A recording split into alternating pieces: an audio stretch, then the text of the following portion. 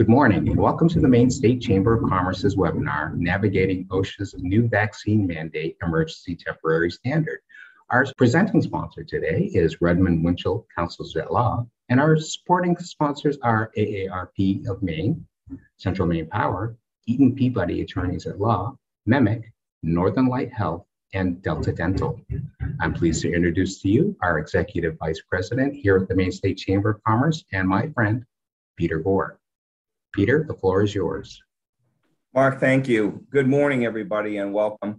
We're glad to see such a big crowd here in this webinar, which I'm sure is not a surprise to you. We are recording this, so folks know. We will be posting the recording on our website. Everyone should only be in listen mode. If you find yourself not in that mode, please do mute your line.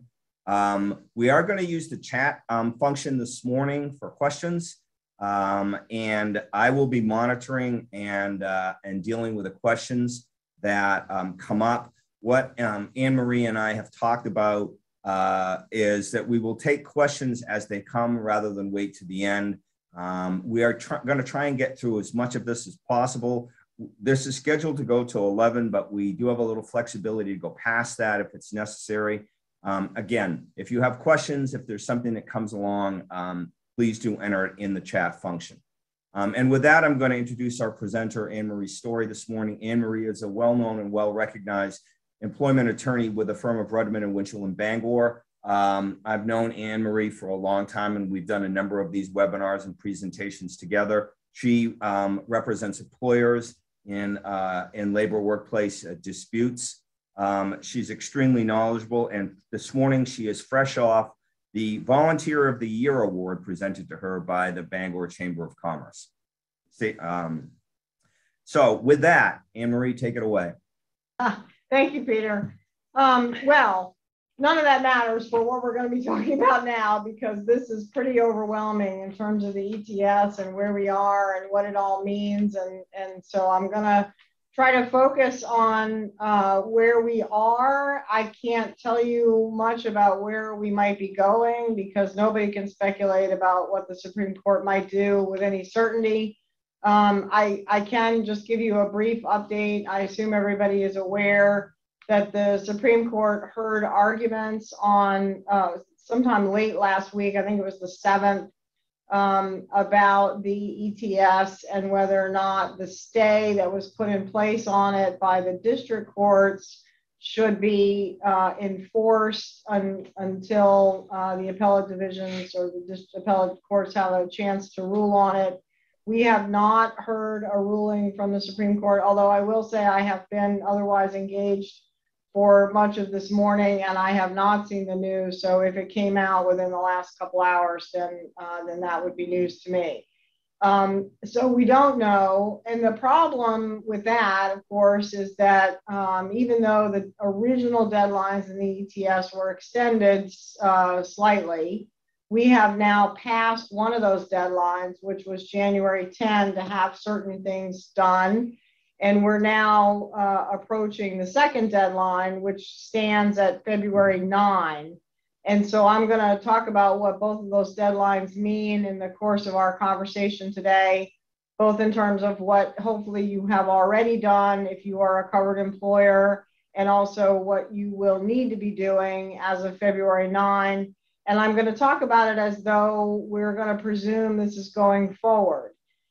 If for some reason something changes because of the Supreme Court's decision, then we will reassess at that point. But all of the commentary and my own feeling about this is that, especially since one deadline is already passed, you would really be remiss in sitting back, not doing anything and saying, well, I'm just going to wait until this gets hashed out, because you may find yourself in a situation where you are now not in compliance. You know, OSHA has given some indication that they will be giving some leeway in the event that employers are not fully compliant by applicable deadlines, but they also have indicated there's sort of a good faith standard. So if you can show that you're trying, you just haven't been able to implement everything, that's one thing. But I think if you are in a position where you haven't made efforts, then you could potentially be in trouble. And the penalties under this section are fairly high, so you don't want to be in that situation. So let's start with the very basic. So we're talking about the OSHA Emergency Temporary Standard. This does not apply to workplaces that are covered by the federal contractor requirement. And I'm sure that those of you who are covered by that are aware of what those requirements are. Nor does it apply to employers who are covered under the CMS guidelines. So healthcare, those kind of healthcare facilities covered by the CMS guidelines, which incidentally was also heard by the Supreme Court in the same set of arguments last week. And so you're facing similar, folks who are covered under that provision are facing similar uncertainty. So we're only talking today about the ETS, which covers private employers with 100 or more employees to either require vaccination of their employees or put in place a weekly testing and masking mandate for unvaccinated employees. And we're going to go through these provisions one by one. I will say that there is a very lengthy, I think it's about 40 pages of Q&A from OSHA on their website. And so there are a lot of questions out there that you may have, that we may need to turn to that document to sort of look and see if they've addressed it, especially when you get down into really specifics and nitty gritty. And if they haven't addressed it, then we'll do the best that we can do. So as I said, 100 or more total employees. And so a couple points to make about that. The 100-person threshold is based on a company-wide headcount, not the number of people at any individual work site. So unlike, for instance, the FMLA, where you count up separate work sites separately, this is talking about company-wide. So if you have 4 locations, now you know math is not my strong point, but if you have 4 locations and you have 25 people at each location, you are going to be covered by this mandate, assuming all of those people get counted. It does not count, it does count all employees, full-time, part-time, seasonal, and temporary employees. So any person who is employed by you gets counted for purposes of this ETS. However, it does not count independent contractors, because of course those are not employees. You also do not count leased employees. If you are the leasing, the company to whom the employees are leased. So the leasing agency would be the one who is counting those people as their employees. It also does not apply to employees who work remotely, completely remotely, or who work exclusively outdoors, okay? Although and we can, again, if you have questions about that, we can talk in specifics. There are some provisions for allowing outdoor employees to use an indoor restroom, and still it does not apply to them. So that's those are some indications, those are some guidances about how to count the 100 people employees. It does count employees. So when you're counting for the 100-person threshold, you do count people who are working from home as employees, but we'll talk about this further, but the actual requirements may not apply to those people if they are 100% remote, okay? So I want to be clear about that. You are counting them in the threshold, but the requirements may not apply to them, okay? All right, the determination about whether or not you met the 100-person threshold requirement should be made as of the effective date of the standard. And even though all of the dates have now changed, my understanding is that this still goes back to November 5th, which was the original effective date of the standard. So that is the date on which you're making the assessment about whether or not you had 100 employees. If you had 100 employees as of that date, the standard will apply to you for its duration.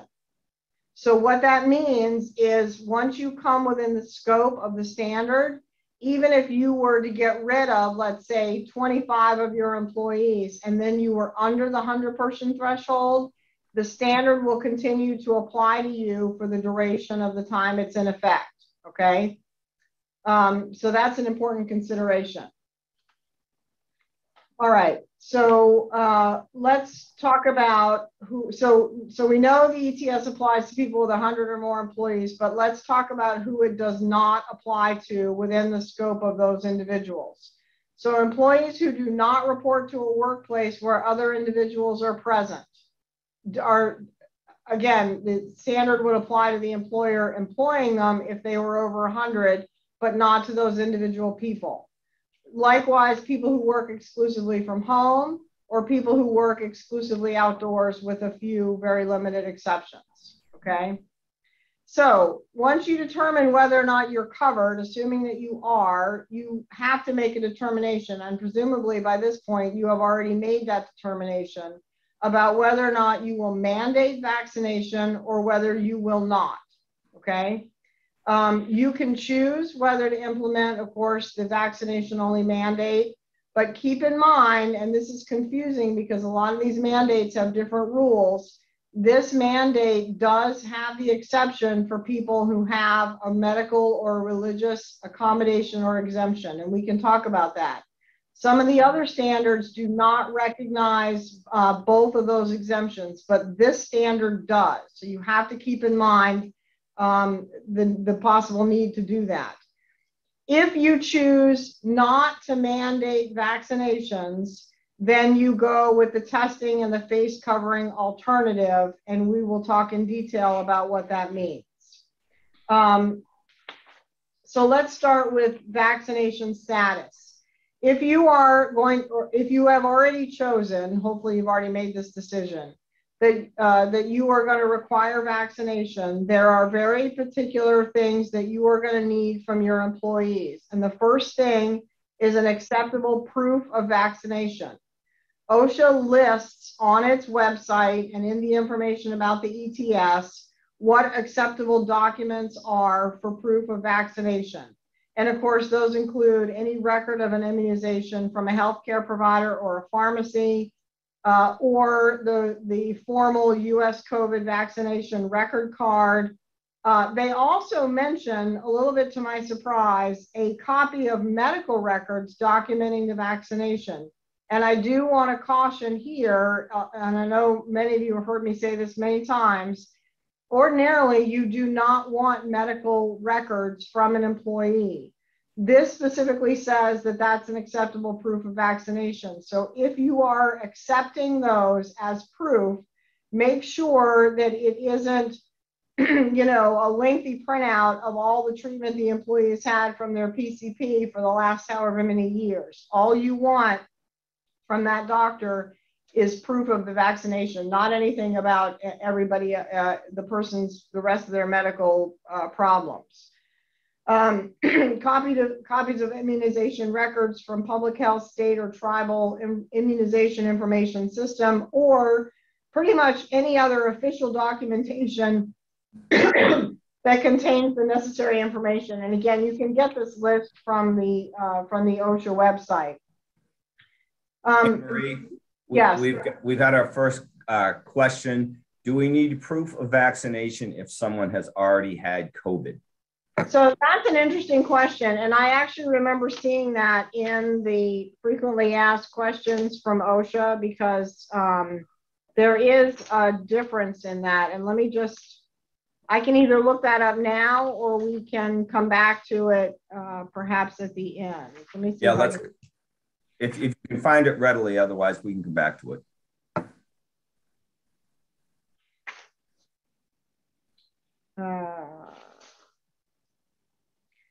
All right, if an employee has previously had COVID but has not been vaccinated, can they be classified as fully vaccinated under the policy, assuming they have antibodies? So I'm reading this from the OSHA Q&A.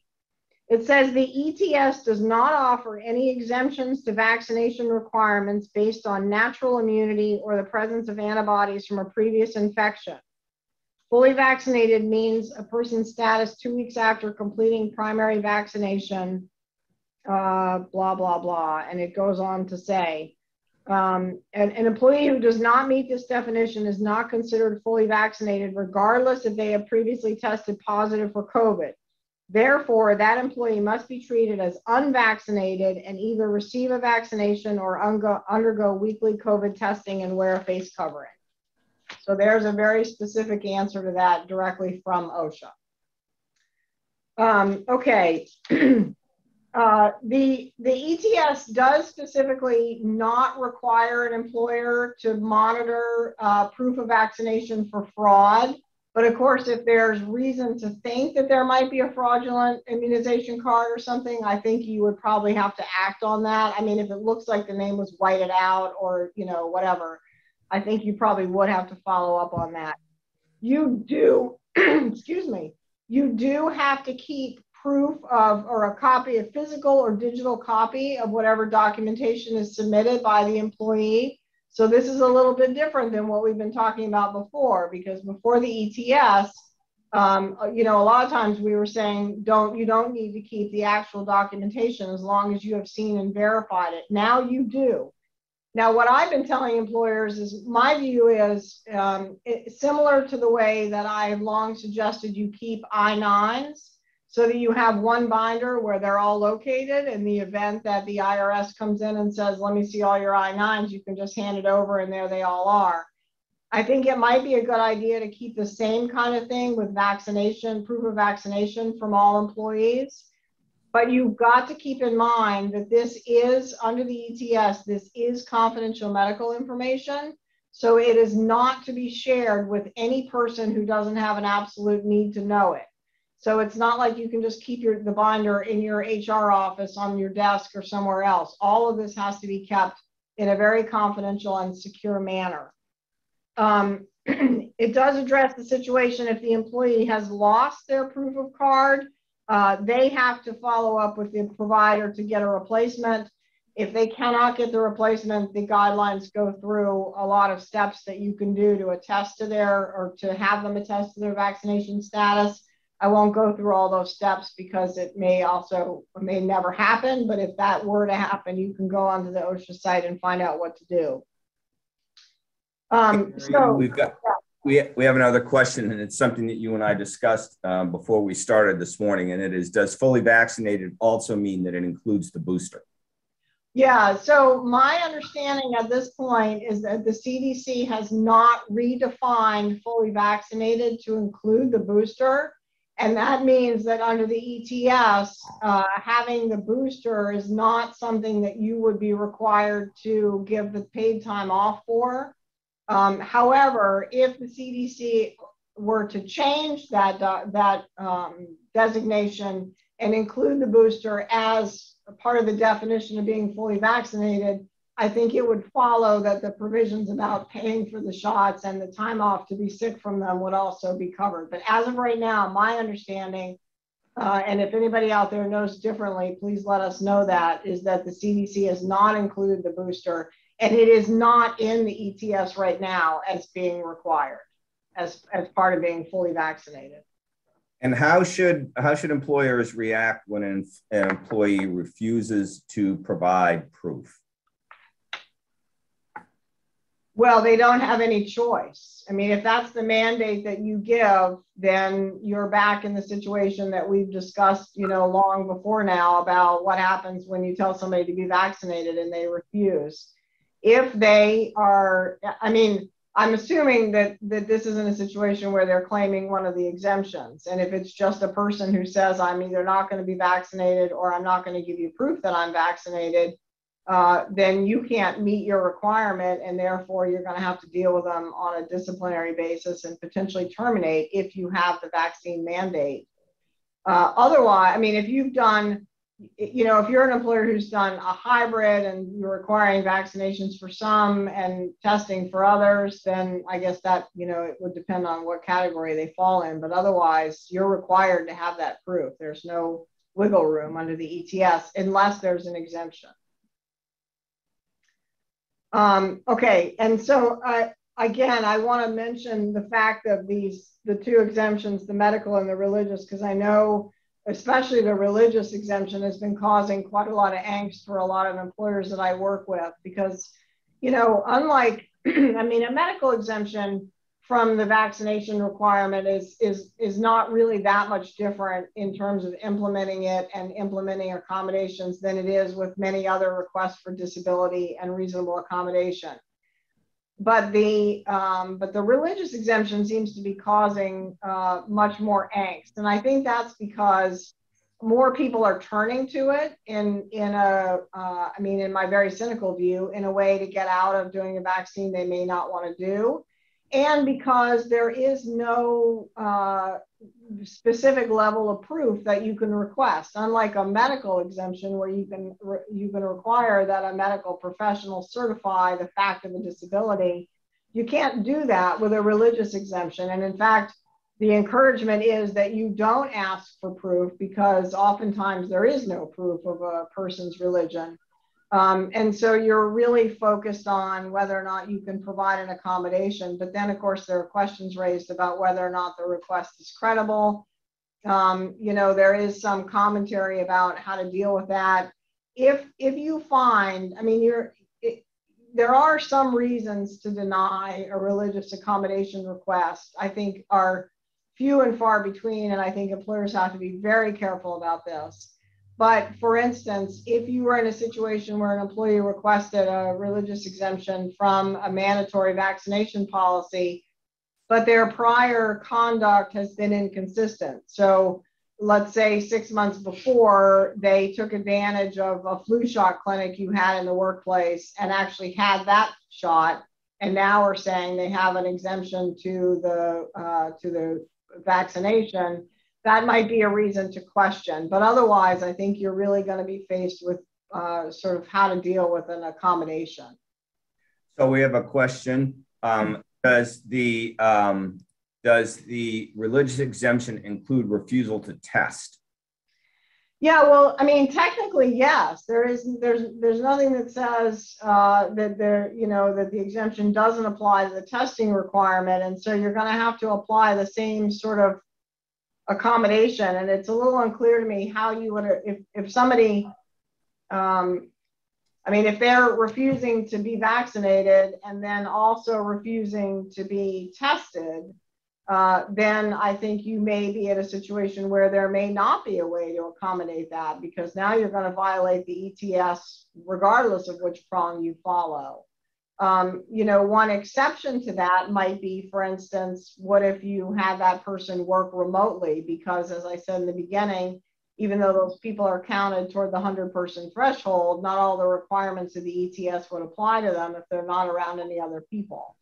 So that is potentially a form of accommodation, but the answer is potentially yes. The exemption could apply to the testing requirement as well as the vaccination requirement. So Anne-Marie, I have a quick story and then a question, because this is going to sound like a joke, but it's true. I did have a conversation with some senior management at a large manufacturing corporation that was dealing with this issue, large manufacturing company. And they said that they were getting religious requests for religious exemptions from a number of their employees. And a number of them were using the same request, which was under the headline of the Church of Satan. No joke. How does an employer deal with something like that? And then I'll get to the other question.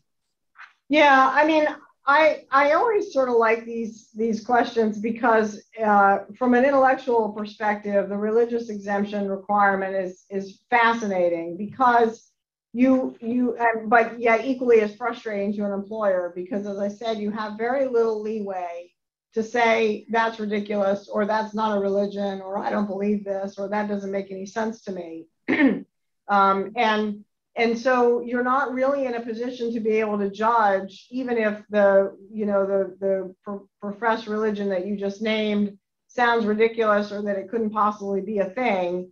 The EEOC has long said that's not up to you to decide. As long as somebody has a truly held belief in whatever this proclaimed religion is, even if it's a person of one, even if I'm the only person who believes in whatever this religious belief is, as long as I sincerely hold it, you have to recognize it. And so it's dangerous to ever question whether something is a religion, or what it means, or what they believe.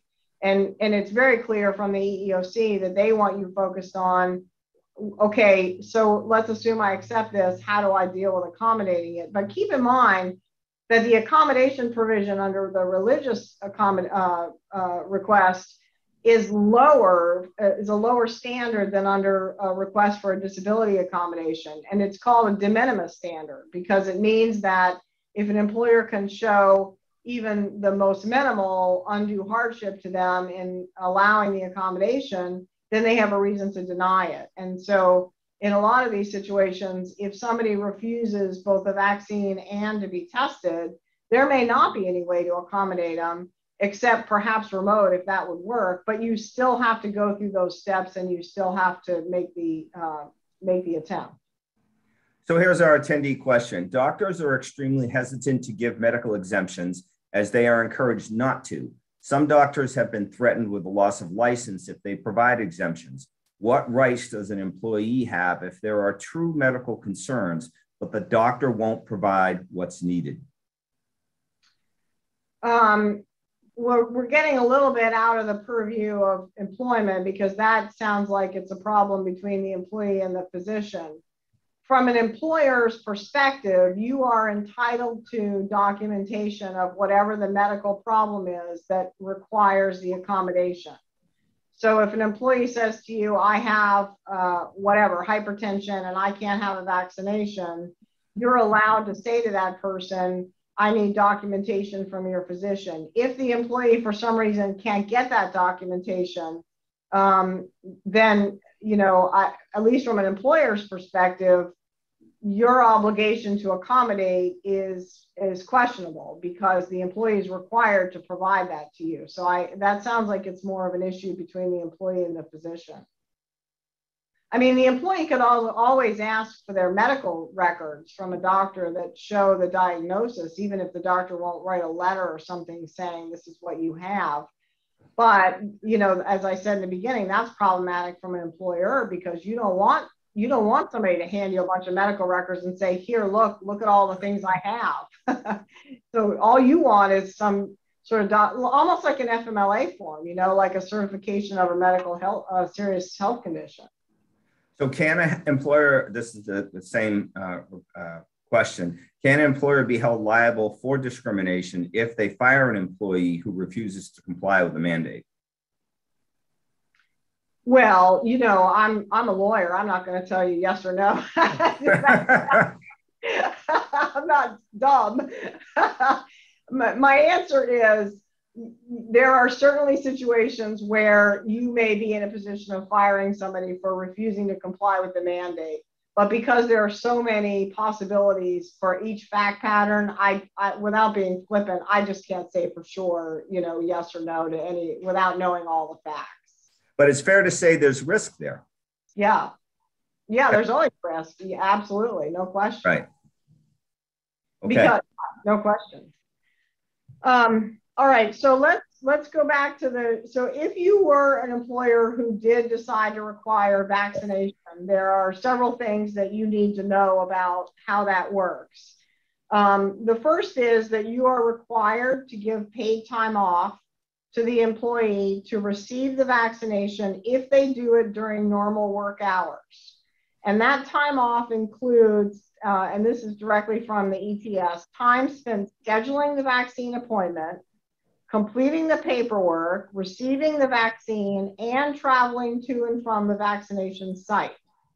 Now, a couple of things about that. So I've had some questions about, can I limit? So it says up to 4 hours. Can I just say, well, you get 2? And can I self-limit within that 4-hour time period?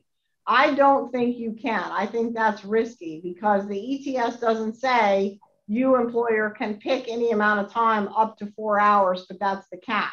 It says you must provide employees with up to 4 hours. So I think if an employee claims that this whole process of scheduling it and filling out the paperwork and going to get it and traveling to and from takes 4 hours, then I think that's what you're going to have to pay them.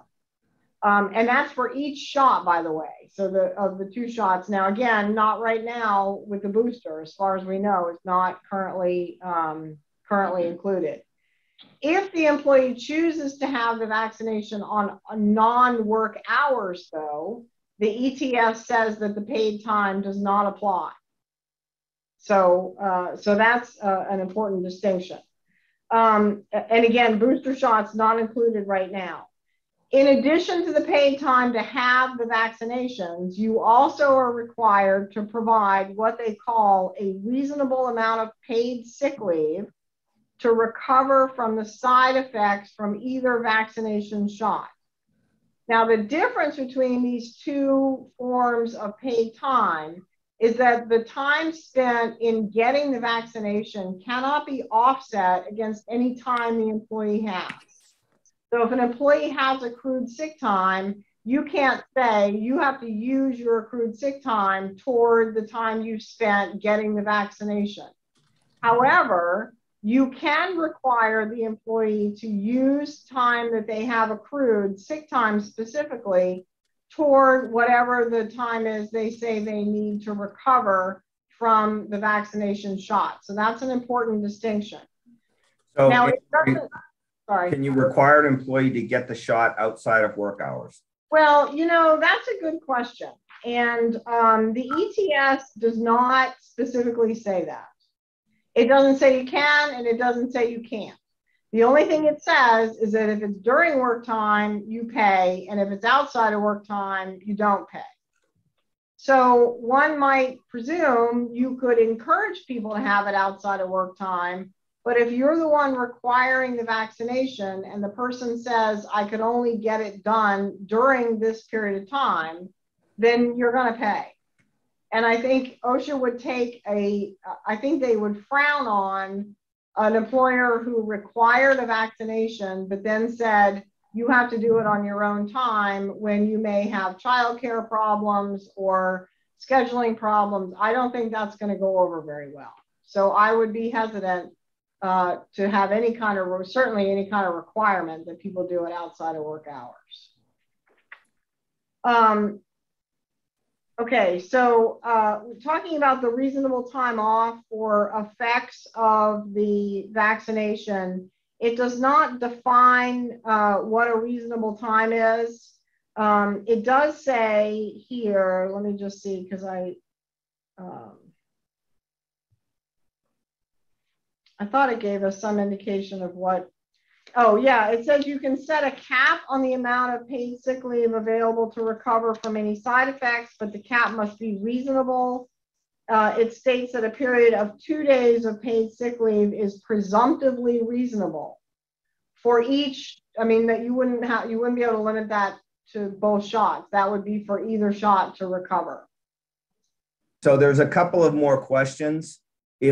If you are an employer that is not requiring the vaccination, do you still have to pay for time away from work for someone who chooses to become vaccinated during work hours or time to recover from side effects?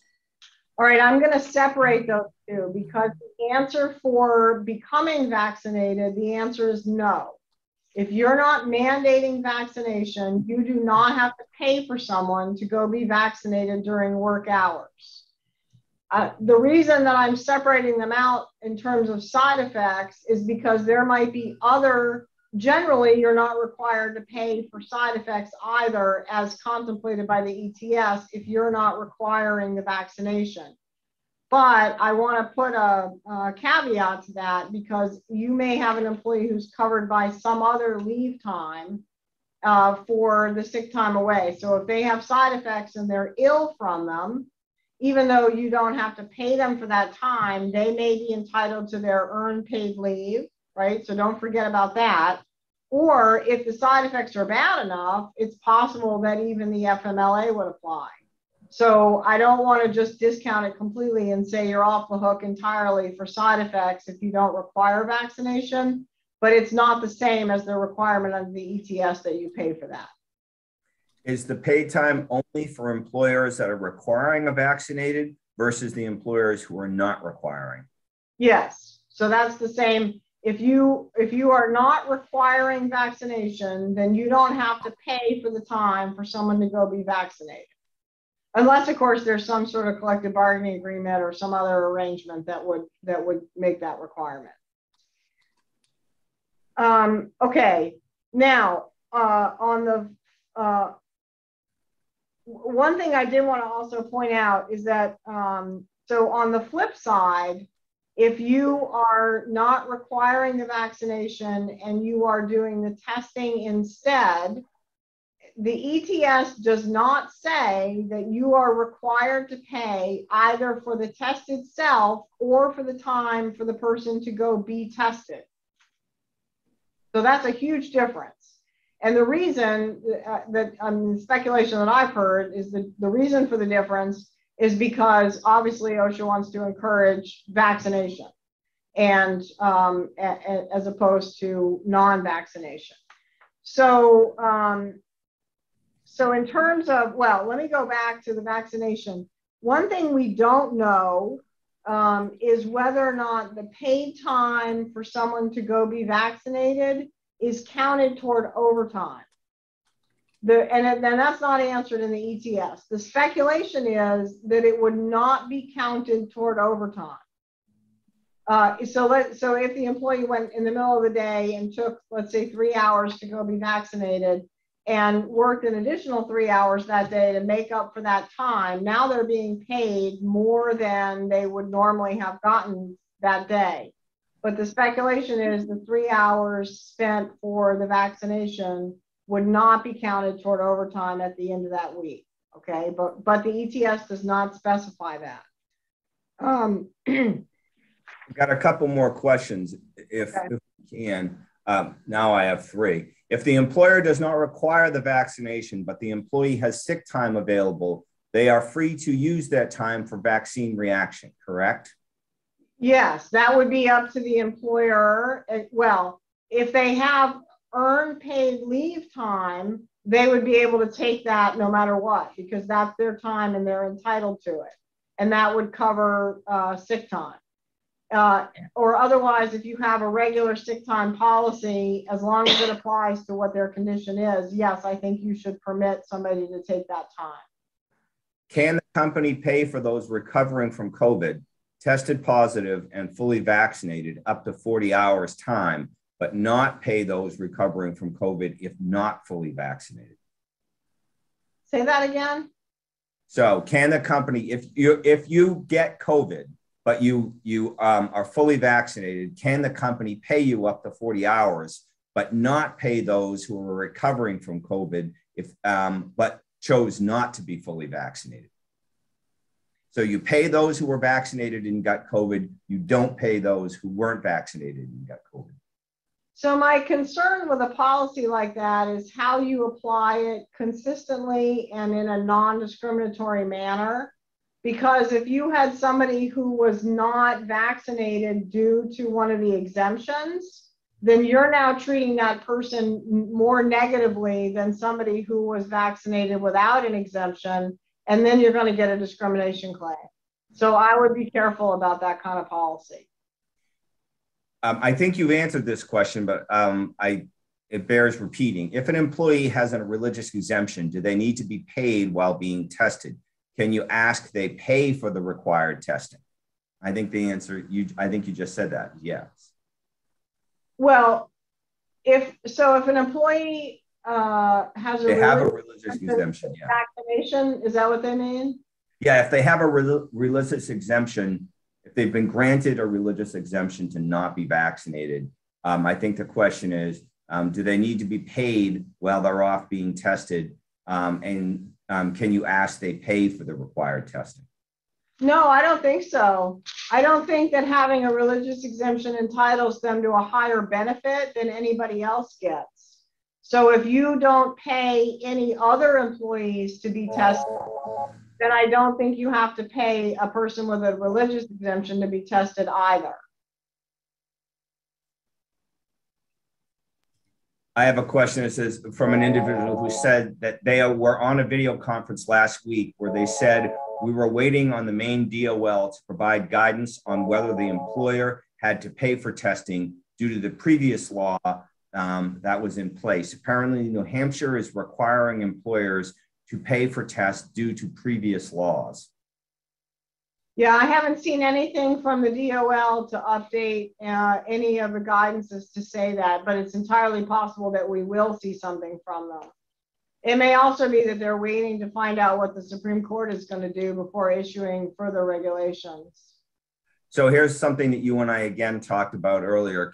Should employers be asking for a PCR test to confirm a rapid test, or is the ETS okay with rapid test only? All right, because there's a lot to this testing. So let me get back to that section about what's okay and what's not okay.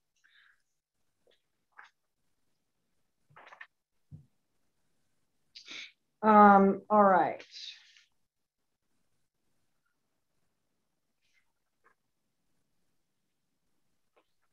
You want to, let me look for that. You want to ask another one while I'm looking for the answer to that? We're all caught up at this point. Okay.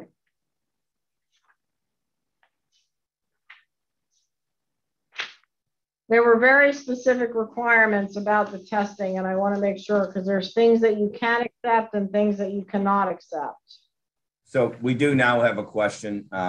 Could you explain and this is in quote, if the worker does not report to a physical location to work exemption? Yeah, so as long as they're your employee, you count them for the 100-person threshold, but there is an exception for anyone who works entirely remotely. And so what that means is you as the employer count them toward whether or not you're covered by the ETS, but the rules of the ETS wouldn't apply to that particular person because they aren't, because they're fully remote. So it's a little confusing. It's a little bit like in some situations, the FMLA. Let me just see if I can find that testing thing here. All right, testing. What kind of tests are permitted? So here's the OSHA answer. A valid COVID test is one that is clear, approved, or authorized, including an emergency use authorization by the FDA. Acceptable tests include tests with specimens that are processed by a laboratory, proctored over-the-counter tests, point-of-care tests, and tests whose specimen collection and processing is either done or observed by the employer. But that doesn't answer the... So we know that the cost of the testing is not required to be paid by the employer.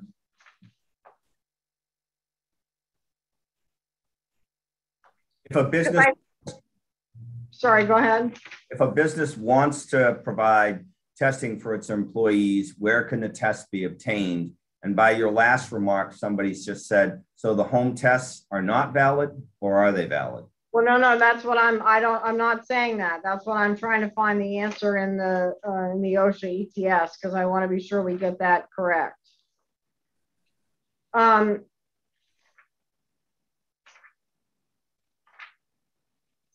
on.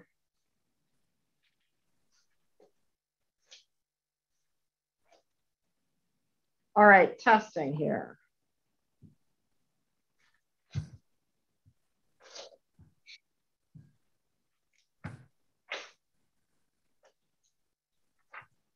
All right, what type of testing? Here we go.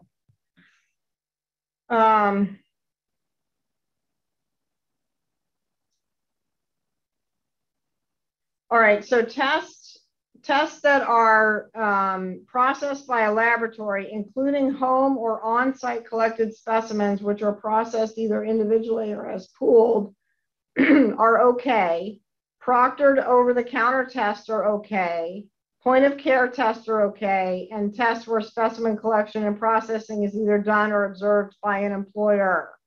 So, so the test at home, as I understand it, if the employee does it at home without the employer being present or proctoring it in some way, is not okay. What I have concerns about, and I will preface this by saying that I am not an expert in HIPAA, But I am concerned that if an employer does the test themselves, then they are entering areas that may require them to take additional steps or expose them to additional liabilities under HIPAA and other related laws that I can't speak to. So that's my primary concern with an employer who chooses to do the testing themselves, because they're the ones who essentially are taking in medical information and maintaining that medical information.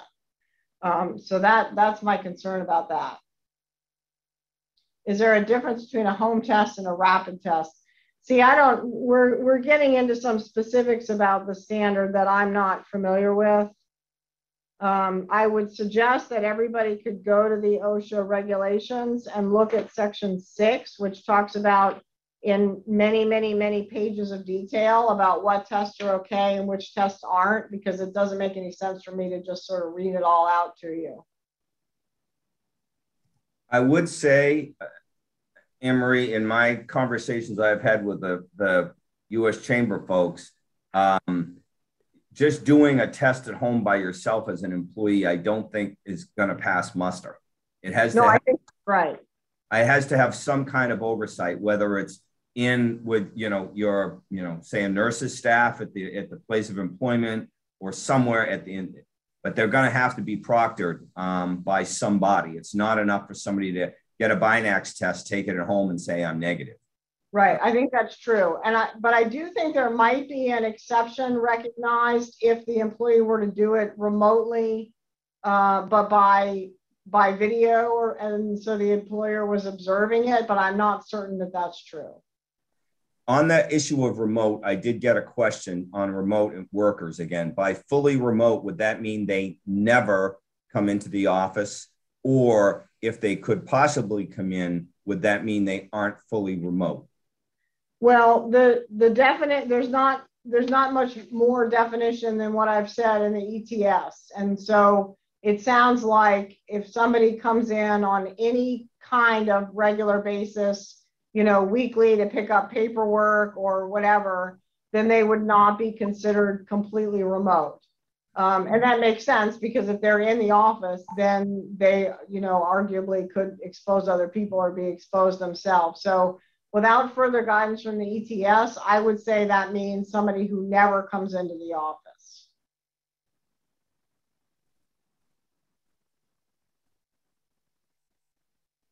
Okay, so now there's this, in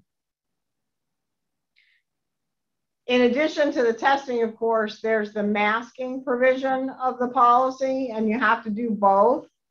There is essentially it says anybody who's not fully vaccinated must wear a face covering when indoors and also in a vehicle with at least one other person for work purposes. There are a few exceptions to that. One is when an employee is alone in a room with floor to ceiling walls and a closed door. So that means that cubicles are not okay. So if an employee works in a cubicle, they must still be masked even while they're in their own space. Only somebody with a self-contained office is going to be allowed to take the mask off. The other exception is for a limited time while the employee is eating or drinking at the workplace, or for identification purposes in compliance with safety and security requirements. So just like when you go through the line at TSA, they ask you to pull your mask down for identification purposes. If you do that when people are entering the workplace, I think it's acceptable as long as they put the mask immediately back on. I would be very careful about controlling the whole eating and drinking thing. I think that's very easy to take advantage of. And nobody seems to know exactly whether that means, so if I'm sitting there and I have food in front of me, but I'm also reading a magazine at the same time, can I leave the mask off the whole time I'm presumably in the process of eating, or is it only when I'm taking a bite? I think you have to find a way to proctor that and not let people take advantage of it.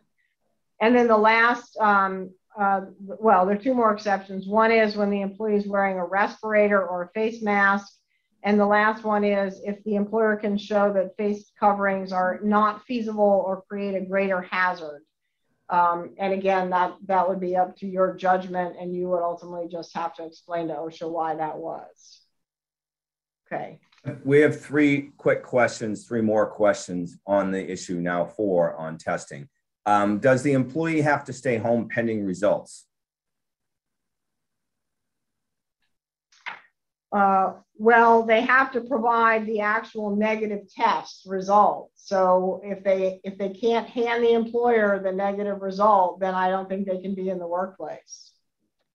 If the employer decides to proctor tests, should they get a signed consent form by the employee to proctor during the length of time the ETS is in place?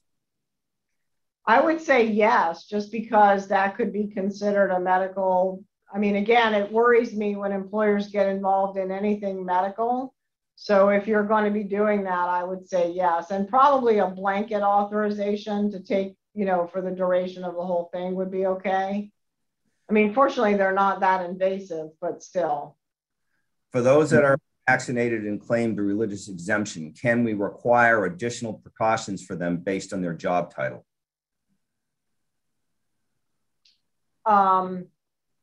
Well, you have to come up with a reasonable accommodation that still meets your goal of providing a safe work environment. So if there isn't an accommodation that allows them to work in a way that protects both them and everybody else in the workplace, like going remote or being in a closed office with, with no wall, no exposure to anybody else, then I'm not sure you can do the accommodation at all. So this is a question that I know the answer to, but Anne-Marie, you can backstop me. If an employer requires the vaccination and an employee suffers a significant side effect, although they are rare, after taking the vaccine, like myocarditis, Bell's palsy, anaphylaxis, would the employer be potentially liable for long-term care and or damages? Yes, and that would fall under workers' comp, most likely.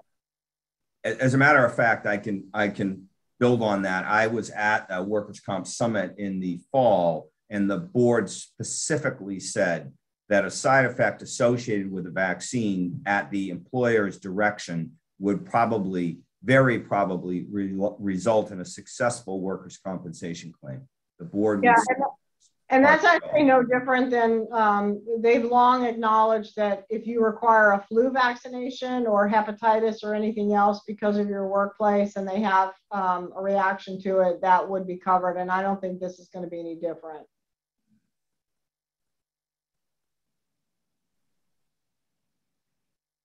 Did we get all up to this point? Yeah. Okay.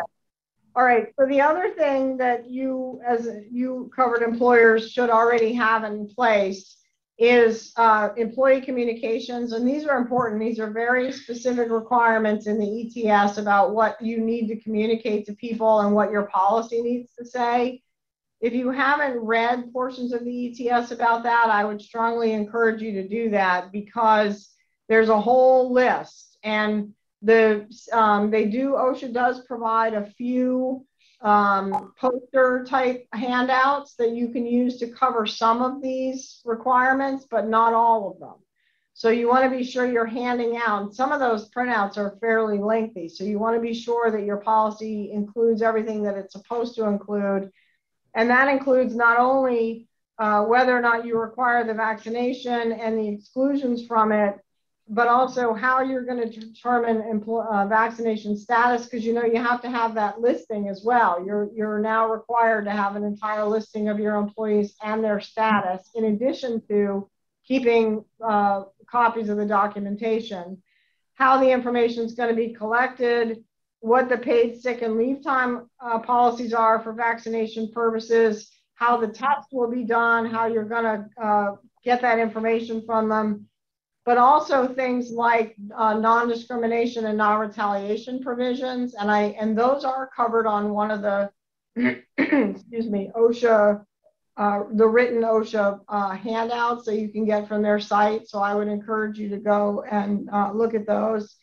And the thing that I mentioned was a little bit lengthy. It's actually a CDC document, and it's called Key Things to Know About COVID-19 Vaccines.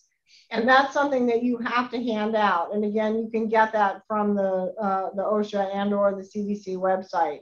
So you want to be sure you go through that list and you make sure that you've got everything that you're supposed to have in terms of the handouts.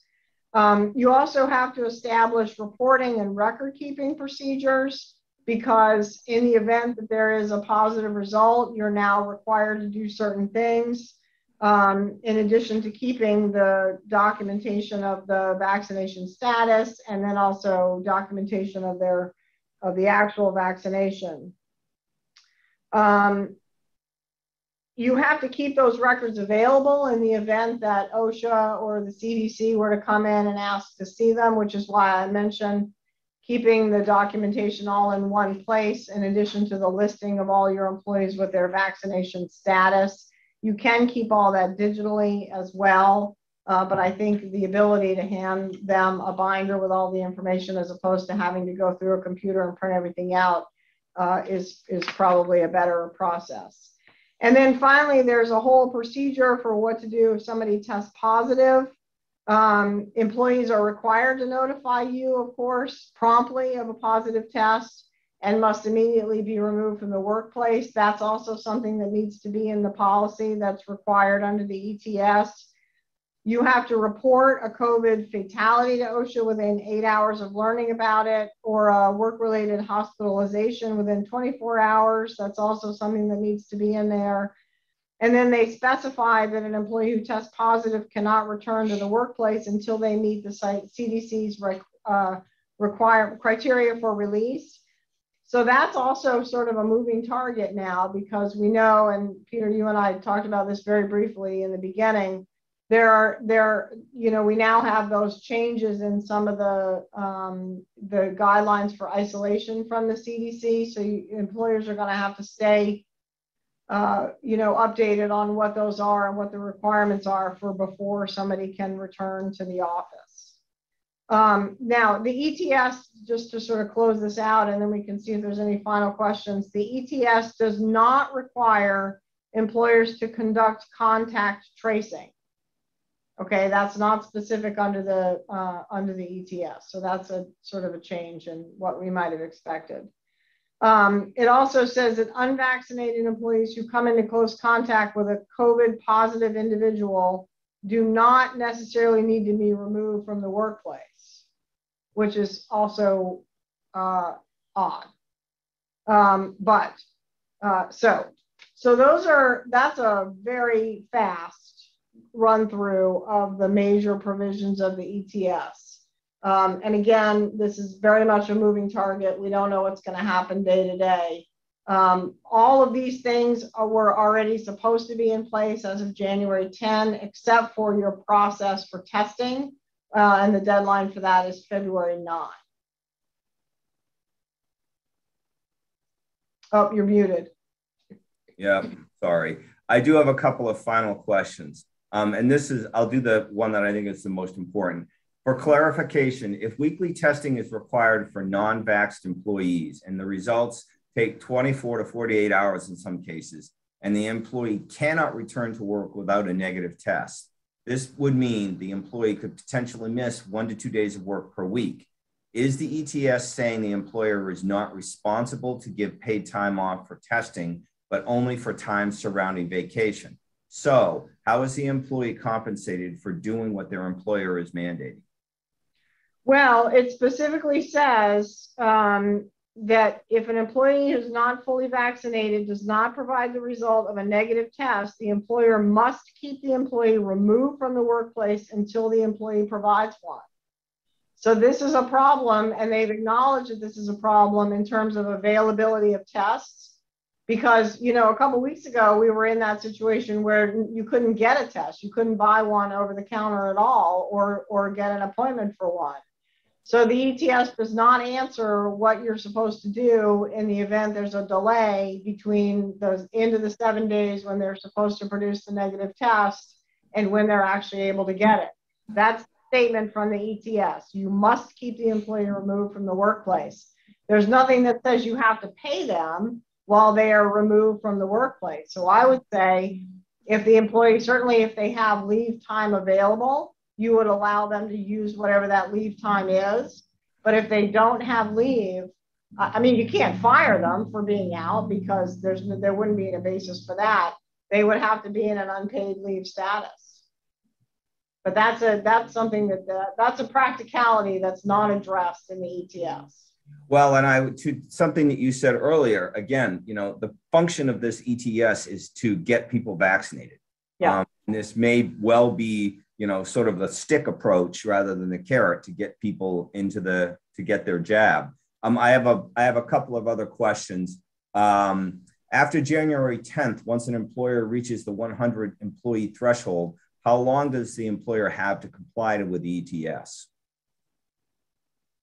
Well, it's already in effect. So now.